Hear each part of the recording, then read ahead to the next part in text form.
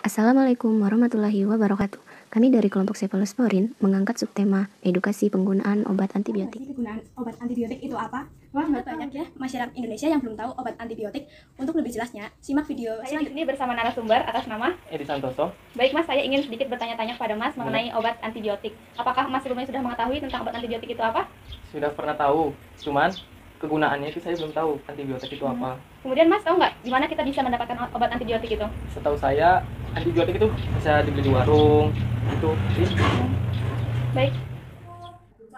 Permisi Bu, maaf saya ingin bertanya, apakah yang Ibu ketahui, apakah Ibu tahu tentang obat antibiotik? Ya, tahu sedikit sih. Menurut Ibu, apa sih obat antibiotik itu?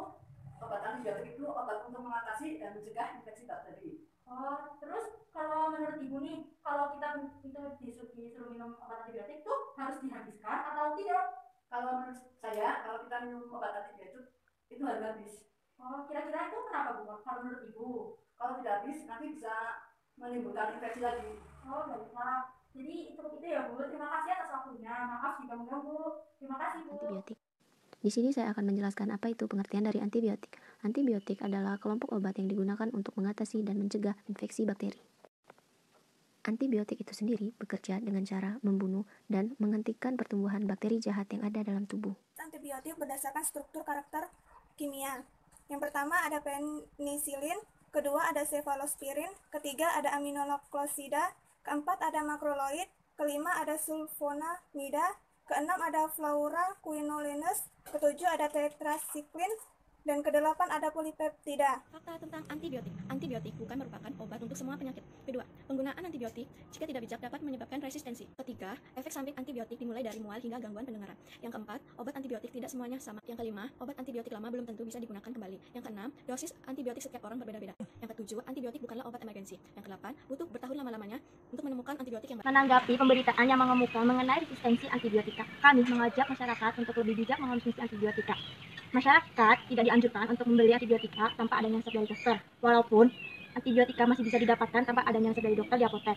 Tapi sebaiknya jika masyarakat merasa kurang sehat atau ada keluhan tertentu, masyarakat lebih baik konsultasi ke pelayanan kesehatan agar mendapatkan penanganan yang lebih baik dan benar. Untuk obat antibiotik diminum sampai tuntas dan teratur sesuai dengan anjuran dokter, walaupun sudah merasa lebih baik dan lebih sehat. Resistensi antibiotik terjadi saat reaksi bakteri terhadap antibiotika tidak sebagaimana harusnya, sehingga antibiotika tidak ampuh lagi.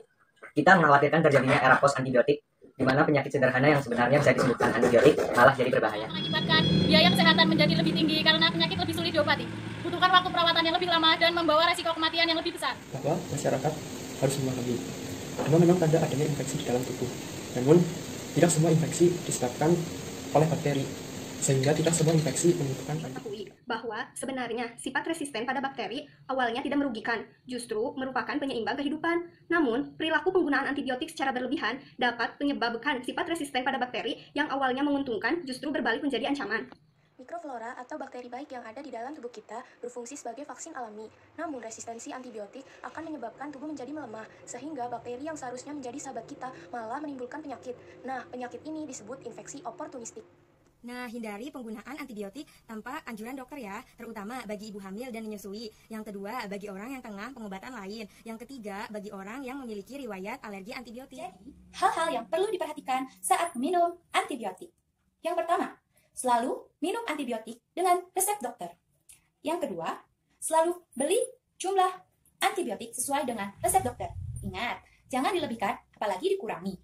Yang ketiga, selalu habiskan antibiotik sesuai dengan anjuran dokter, bahkan apabila kalian merasa lebih baik.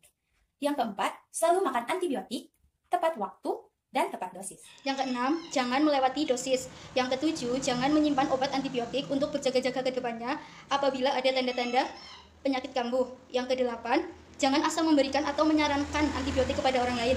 Yang kesembilan, jangan minum obat antibiotik yang diresepkan dokter untuk orang lain. Yang kesepuluh, beritahu dokter apabila Anda minum obat atau vitamin lain saat diresepkan antibiotik. Antibiotik itu sekelompok obat yang digunakan untuk mengatasi dan mencegah infeksi bakteri. Nah, obat ini juga perlu sesuai dengan anjuran dokter loh teman-teman. Jadi nggak bisa sembarang menggunakan antibiotik tanpa resep dan menggunakan diagnosis sendiri, walaupun kita sudah tahu sedikit tentang ilmu antibiotik. Nah, setelah kalian melihat video kali ini, kami harap kami bisa memberi wawasan lebih banyak lagi pada kalian dan semoga bermanfaat. Wassalamualaikum warahmatullahi wabarakatuh.